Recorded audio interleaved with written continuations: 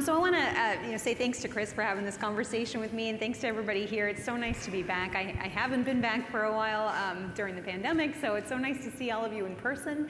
I want to encourage all of you to submit your questions. We will take them during the conversation, so if it comes up, I'm going to be trying to pay attention here, so that would be great. You know, Chris and I usually only get about 4 to 5 minutes to talk on live television, so I'm going to use the 25 minutes we have to start to ask you a little bit about how you found your way into this industry. You know, I think a lot of people know how you got to Biogen, 20 years at GSK, 6 years leading Sanofi. You have been in the healthcare investment world, but what brought you into this space? Well, actually, I had originally wanted to do medical studies. I was in Canada, and then that was looking like it was going to be complicated. Essentially, if your father or mother wasn't a doctor, you didn't really have much choice. And I'd always visited my grandparents in Bavaria and wanted to go there. So I actually became a CPA and transferred to Germany. And then one of my clients was Wellcome, which is a company that had 5 Nobel Prize winners in it. And so it was an opportunity to rediscover medicine and get back into the industry. And it's obviously kept you here. I mean, so yes. Tell us about that sort of path from being a CPA up through increasing leadership roles and now the many that you've had. You know, I think one of the things about being in healthcare, and I'm sure this is true for everybody in the room, is that it's unlike any other area or industry.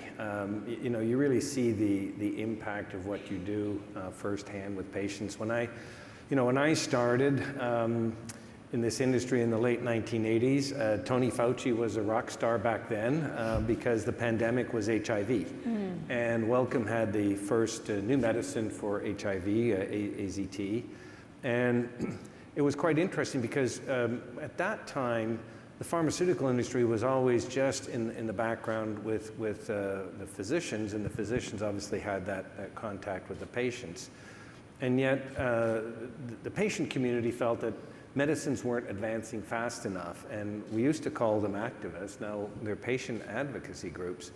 And our industry used to at first complain. We would go to medical congresses, they would trash our stands, and then we started saying, well, maybe we should be working with patients to figure out what can we do with this. And you know, at that time, the FDA was taking 4 years to approve a new drug.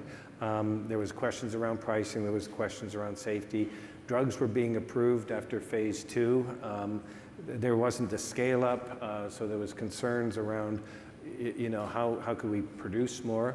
And so, you know, I spent a lot of time with the patient advocacy groups, and you know, you could really see the impact that medicines were having. And you know, I would still argue today, HIV, which is now treatable with basically 1 pill a day, is a tremendous success of the whole medical community and the pharmaceutical industry. But it got you to realize that this is more than just a business, that we have this almost social compact that we have to be involved in, and the impact of what we do is I think keeps all of us motivated every day. Some of those issues you mentioned, I mean, are still so pertinent right now, obviously, but a lot has changed. You know, I want to talk about, let's go to the news of the day. On Friday, you got a unanimous vote from an FDA advisory committee over your Alzheimer's drug Leqembi in recommendation of full approval, which is expected by July 6th. Quite a different story from your last Alzheimer's drug at Biogen, aducanumab, which had a sort of negative vote, and that's been a tough road. But you know, let's stick with this current drug. It's already on the market under accelerated approval, but it doesn't have broad reimbursement. Maybe just set the stage for what's happening with that drug right now and what you expect to change come the expected full approval decision in about a month. Yeah, and, you know, Friday was a huge day. You know, one of the things our industry does not really do well is explain the massive risk and financial investment. And over years, earlier this year, we had a new medicine approved for about 350 patients in the US, tofersen. And, you know, I was just talking to Rudy Tanzi in the speaker's room, and, you know, and he remembers when this gene was discovered 30 years ago. And it's taken hundreds of millions of dollars and years to actually bring a medicine. And the same is true for both Aduhelm and Leqembi. You know, 10 years ago, Biogen did this phase 1 study after about 7 or 8 drugs had all spectacularly failed to demonstrate a benefit in reducing these amyloid plaques. And in the neurology community, you had a big debate as to whether or not amyloid was even a valid target to go after. In fact, there were significant criticism that we were wasting money going after this target and we should be looking at new things. So seeing this clinical trial for Leqembi and getting a 6-0 vote was the culmination of decades of massive investing at high risk when everything else had failed, and sort of going against a lot of conventional wisdom. And so, one of the things we did on Friday is just pause and think about all of the people, all the patients, all the physicians who participate in the clinical trials, all the research people at Eisai and Biogen that have brought us this far. And I know you're going to ask me about the IRA at some point, but this level of risk investment is really difficult, and really the only place on the planet where you can do that is in the United States, and particularly right here. And so where we are is we now need to get full approval, which there's a PDUFA date on July the 6th. Then, interestingly, for the very first time, CMS has decided that unlike all other medicines, they're not just going to reimburse this one. They're going to do it in the context of a registry and in the context of another clinical trial. So hopefully the medicine is approved and that the registry is not too onerous. Alzheimer's obviously affects a lot of people who have mobility issues. It affects a lot of people who have suffer from disparities of access to care, and so we want to make sure that the burdens are not higher for patients. And then, the launch is going to be we're going to have to really work carefully with the medical community. You need a PET scan to diagnose this, or a lumbar puncture. You're going to need MRIs to monitor safety. We need infusions every 2 weeks. So, we're going to be doing an awful lot of education, helping physician practices scale this up and manage the patients. So it's going to be a much more challenging launch, but as you well know, the need is huge, not only on the part of the patients, but also their care partners. So thinking about a registry, maybe just help us understand, what does that mean exactly? I know you're waiting for details of what that will entail, but when I saw the reaction to it, I saw pharma, the industry lobbying group, coming out against having any kind of barrier like that. I saw financial analysts who cover Biogen saying, this doesn't seem that bad. So what do you expect it to really mean for patients? Well, it all depends. We do registries as a matter of course for a number of medicines that have come off. Typically, what we're looking for is real-world evidence. Can we find new information about side effects, how medicine is used, things like that. Or if we need a lot of longitudinal data over time. Some of those can look almost like a clinical trial with a lot of consent and things like that. Some of them can be quite light. They can be just based on medical claims process. So the real question is how much effort is going to be involved, because when you think about the patient, there's just an interesting article in the Boston Globe yesterday about a patient who's now going to seek treatment. Finding the neurologist is difficult because they're already busy with a number of things. And going through all this PET scan or the lumbar puncture, getting the infusion centers, what we don't really want to do is just build on barriers to care. Obviously, as a company, we're going to help facilitate that.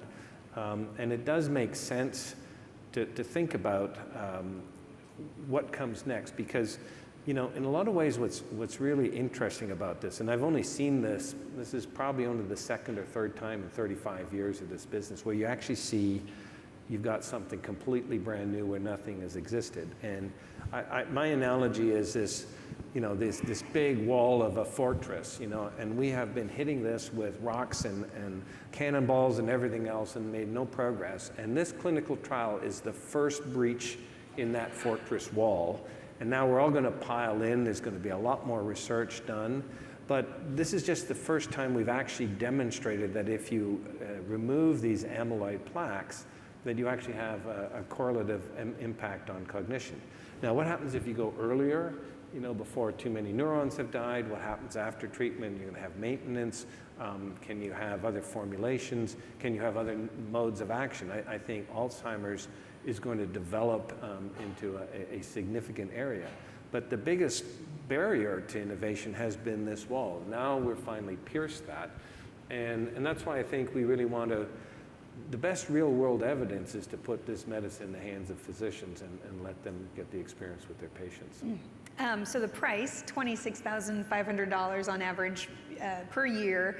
Bernie Sanders already last week coming out saying he's got some oppositions to that price. I think we've heard from Bernie Sanders along those lines on other medicines. He now has a bigger bully pulpit, though. He's the chair of the Senate Health Committee, and we've seen a lot of CEOs in the industry come before him in recent months. Do you expect to be there talking to Bernie Sanders about that? And what kind of pressures are you expecting on this price?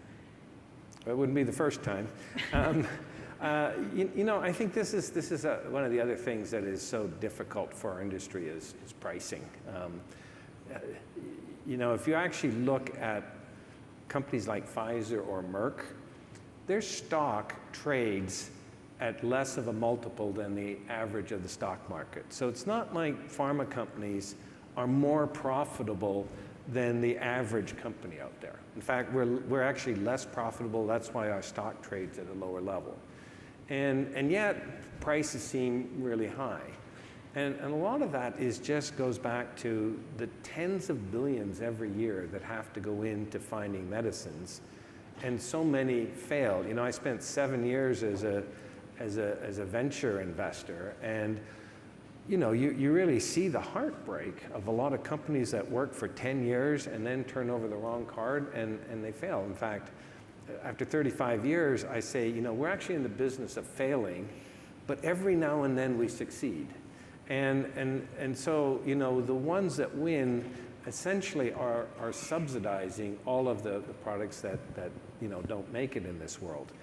And the risk that's involved means that the only people that can take that risk have to have a cost of capital that's actually pretty high. So if you look at Biogen, $26,500 is certainly a high price when you look at where median income is. But if you also look at, these two companies have spent literally billions of dollars just on the clinical development costs. We had to build a factory for $2 billion. I mean, massive amounts of money. And, let's not forget the 10 drugs that also failed along the way. So, I struggle with this after 35 years. Of all the things that I'd say, okay, I've seen a lot of things, it's hard to do innovation and have really low-cost drugs. I mean, we get there.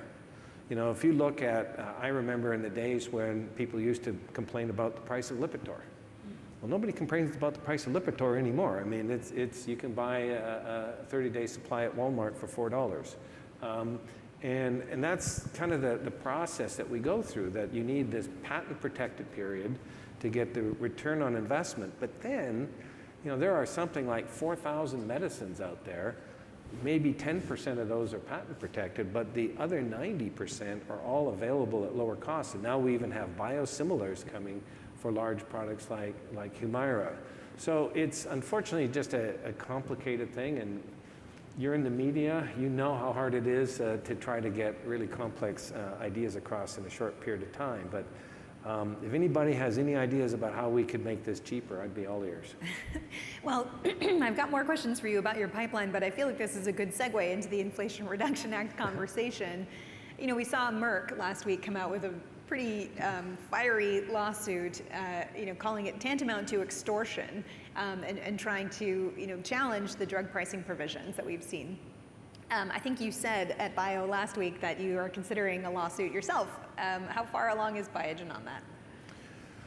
Well, on Biogen, part of the reason why Merck is doing this, they think they'll be in one of the first 10 drugs. So, in legal parlance, you have to have standing, and we have to decide whether we would even be in a position to do that. The U.S. Chamber has launched a lawsuit today. I think where I share, though, the outrage in that lawsuit is, I grew up in Canada and spent 20 years of my career in Europe. So I'm used to having to negotiate with governments on pricing. But there isn't a government anywhere in the world that has put in place the penalties that this government has put in place. A negotiation is, we try to find a place where we can agree, and if the parties don't agree, they walk away. Well, we're not allowed to walk away. Mm-hmm. If you're let's say you're a biotech, you've been working for 20 years, you've got a product on the market, and you're one of the very few companies that gets to $1 billion in revenue. And now you have to go negotiate with CMS, and you've got a couple of that indications for your drug, so it qualifies. If they offer you a price and you don't like it, and you refuse to take it, they can charge you $19 billion in fines. You'd have to go bankrupt. I mean, that is not a fair negotiation. That's not a negotiation that you're going to find in any dictionary in the world. So I think we have to find something that is a lot fairer. One of the problems with the IRA is that it increases uncertainty. When I say we're in the business of failing and every now and then we succeed, it goes to the uncertainty. We could be in phase 1, I'll get you 5 Nobel Prize winners together, and none of them will be able to predict with that much accuracy which of those drugs is actually going to make it with 100%. And so there's uncertainty in everything we do. And now and the cost of drugs development only goes up with the sophistication of technologies and the need for things like health technology assessment. But the revenue part now is more uncertain because we still don't even really understand how this is really going to work. How big are those discounts? How many drugs over time? And so when you say the amount of capital to develop a drug goes up, and now the uncertainty goes up, and the potential reward goes down, it's mathematical that you're going to see lower levels of research and development spending, which, we're in the most important research communities in the world right here in Boston, Cambridge, and that's concerning to us. And we're seeing companies having difficulty raising money. So, it is a concern. We're not going to be able to roll that back, but I do think we need to have a process that is fair and recognizes the risks and need for innovation. There are a few years before it goes into effect. Yeah. What is your expectation for what might happen between now and then? Yeah, we'll see. The first ones, they get picked today. They have to provide data to CMS, and then we'll see in a couple of years what the pricing is. But today, there are already impacts on research and development. So the law introduced, for instance, a bias in favor of biological drugs versus small molecule drugs. Biogen has historically been a biotech company. We don't really do that much in small molecules. But not every target can be addressed by a small molecule or a large molecule, or by a large molecule, and we need small molecules.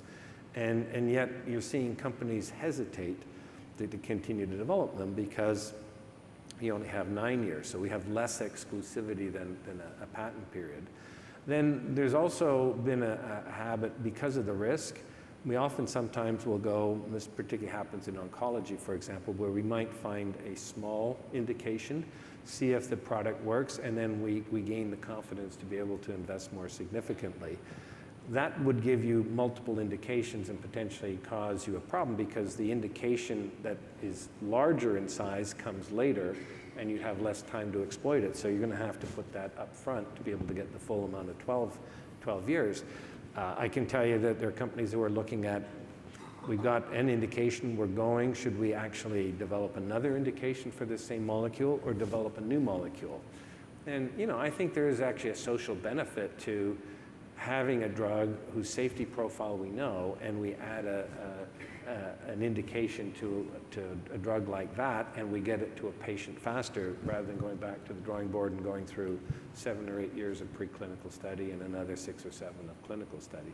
So there are distortions that are being felt today in R&D decisions. I want to make sure I leave time to ask you about zuranolone, which is another of your pipeline assets, where you have an August FDA decision expected both in postpartum depression and major depressive disorder. And you've called this really sort of an underappreciated asset, I think, in your portfolio, and one which you think could maybe even contribute to faster growth next year than even Leqembi. So maybe just tell us about the differentiator for this molecule and your expectations for it? So, I think one of the reasons it gets underappreciated is that mental health is underappreciated as a condition. There's a lot of taboo around it, and yet we are seeing rising levels. The number of media articles that one sees about the rise of depression, stress, particularly amongst younger people. Postpartum depression is an area that is particularly underserved. We had a tragic set of circumstances right here in Massachusetts when sadly a young mother killed her 3 children, and although she had been under full treatment. So there is a real need here, but one of the problems of existing medicines is that they take a long time to actually work. And as people who work in the emergency department say, we often have people who come in and are in desperate need, we don't have beds for them. You give them an SSRI and hope that at some point that somebody is working with them. This medicine has been seen to work in as fast as 3 days. And studies have shown that actually at the end of 2 weeks, patients are fine. And so, depression is thought of as a chronic disease, but there's a potential to convert it to an episodic treatment. And, one of the most interesting things, and I know there's a lot of physicians in the audience, but one of the most interesting about drugs is why do people stop taking them? Often before they're supposed to. And people think sometimes, well, it's side effects or it's copay. No. The number one reason why people stop is that every time I take a pill, I'm reminded that I'm sick. And so one of the things about this is if you can stop therapy, you're going to feel quote unquote normal. And so I think from a patient journey point of view, that could be quite exciting. We'll have to see what the FDA obviously thinks about that. But I do think that as we look at the number of medical conditions that we have to deal with, what everybody in this room is probably having to deal with, I think mental health is still a massive area of unmet need, and hopefully Biogen and Sage will be able to contribute here. Drug companies typically haven't loved markets where you stop taking the drug as designed, antibiotics being an example of that. How do you price that and view that market? Yeah, well, actually we've looked at Zithromax, for instance, and unfortunately they have already taken the brand Z-Pak. I wouldn't have mind having that for zuranolone. No, I think we will actually be having to innovate with payers. We'll be doing value-based agreements and thinking about an annual cost to treatment as opposed to a cost per pill. I've got a question from the audience, which is why I was looking down, which is how can Biogen direct its R&D funds toward products that help indigent populations? It seems the top 25 pharmaceutical companies focus primarily on diseases of the elderly/rich. Who's studying a heat-stable insulin protein to improve access? You don't necessarily need to dredge that up if you don't have that on the tip of your tongue, but more. No, but it is actually on our corporate scorecard is for all of our employees is think about how do we address some of the inequities of care. And actually it's something that is actually important to me personally. I said I started when HIV was an important disease, and I actually got involved through the then Minister of Health in France was Bernard Kouchner, who was one of the founders of Médecins Sans Frontières. And I got very involved in Africa, for example, and how did we make HIV medicines available in Africa. So access to care, and I was actually chairing the COVID investment committee to bring the COVID vaccine to the developing world. So, but we have our own access to care issues right here in the US, with clinical trials or for conditions. I mean, Alzheimer's is one, for instance, that disproportionately affects certain populations. So it is actually something that I think would really be in Biogen's interest. Biogen prides itself on going after the hard problems that other people don't go after.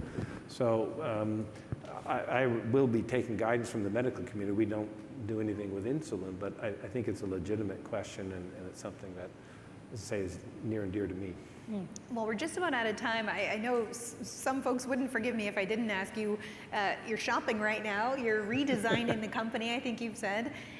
What areas are you looking at to potentially acquire new technologies? And one personal one that I'm so interested in, this has not been Biogen's area, but GLP-1s are just so popular right now for weight loss and for diabetes. Does Biogen look at a market like that and think we have to be in it? Or is that something you say that's not our space and we're not going to get in? Well, I sometimes say our industry is an industry of lemmings. So the GLP-1s, or whether it could be checkpoint inhibitors, and we all pile in. Biogen, I think one of the reasons I went to Biogen is it really is interested in innovation. And there will be others that can take care of GLP-1. I think we're going to be focused more on unmet need. On acquisitions, also I would say, the best way to create value, and remember, 75% of M&A never creates value. But I think having done some in the past, as you well know, going after things that nobody else is going after is usually a good spot to go. And it also goes back to this area of unmet need. But external growth is always there. There are a lot of companies out there. I think, particularly with the funding challenges that many of them have, there are potentially opportunities where we can work with them and perhaps accelerate getting their treatments to market. All right, I guess we're out of time. And as a TV reporter, I always obey the clock. So Chris, thank you so much.